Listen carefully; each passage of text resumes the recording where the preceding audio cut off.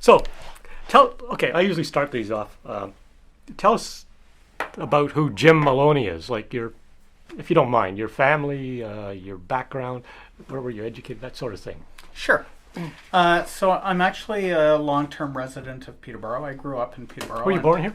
I was. Okay. So I actually grew up not too far from the Park and Zoo, as What luck street? would have it. I was on the corner of Algonquin and Arcadia Court. You live over there, David? Yeah. Okay. So it was walking distance from the zoo, and in fact, when I was young, I used to, back in those days, kids used to go and kind of do their own thing. I used to spend a lot of my summer time over at the zoo. That'd be a great place to hang out. It was. Yeah. And it wasn't fenced back then. That's true. That's true. Yeah, You okay. pretty much roam at your will. Yeah.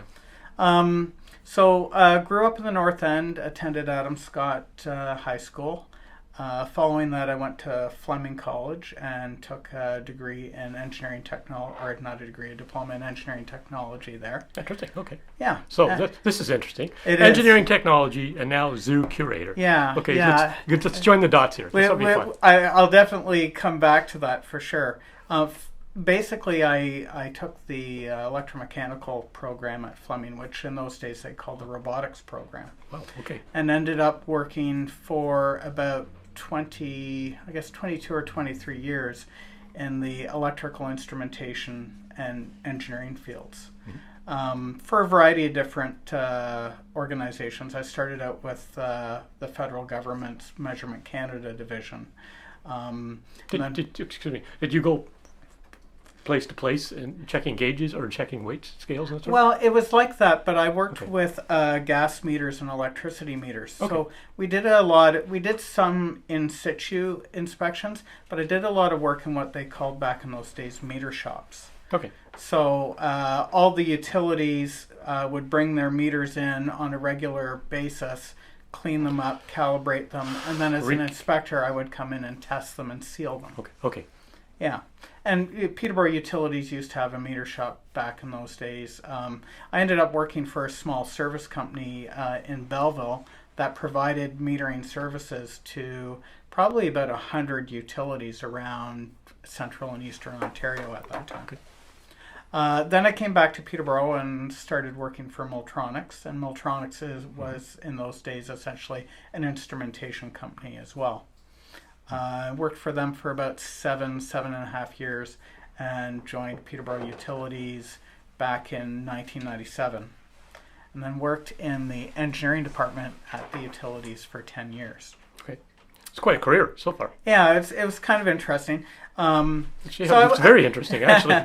So I was out of town for, I guess, 11 or 12 years, but came back to Peterborough in 97 and have been at the utilities ever since. But things, as you kind of alluded to, took kind of a strange turn about 7 years ago, not quite 7 years ago. The gentleman who was the manager and curator of the Park and Zoo at that time was retiring, and the utilities had done a bunch of recruiting for about 6-8 months, and they hadn't found that person who was a really good fit.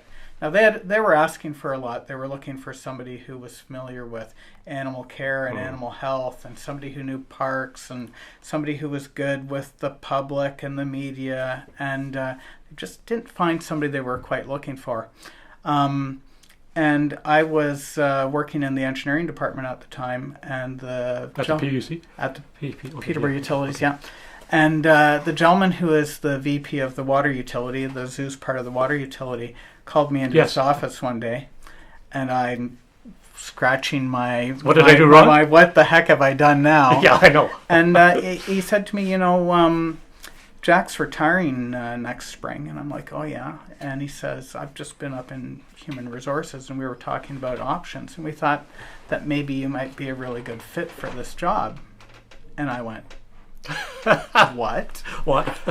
Anyway, so he went on to explain that, when they evaluated what they really wanted, they wanted somebody who was a good administrator, somebody who could deal with the public, somebody that was comfortable with the media, could manage budgets and projects and that kind of stuff. And the expertise around animal husbandry and animal health, they had great staff with lots of experience that could take care of that. And Wayne said to me, if you're interested, and I went, of course I'm interested, but I really, It's a new challenge. What do you got? do you really think I can do this? Because I wasn't confident, And he said, well, why don't you go talk to Jack? So I went up, and Jack and I went for lunch, and we had a conversation about it. And he said, well, Jim, if you really think about it, 14 years ago, I started this job. I'd never managed people, never been a supervisor. I had a 2-week overlap with my predecessor. And he said, That was it. I've made out okay. He said, you'll be fine. We're going to have a good long overlap. You'll be fine. As it turned out, I wasn't fine. The first few years were really bumpy. And it's taken me a long time to even learn, kind of a basic understanding around the animal husbandry and animal health side of things. But it's been incredibly rewarding at the same time as being challenging. It's just been wonderful.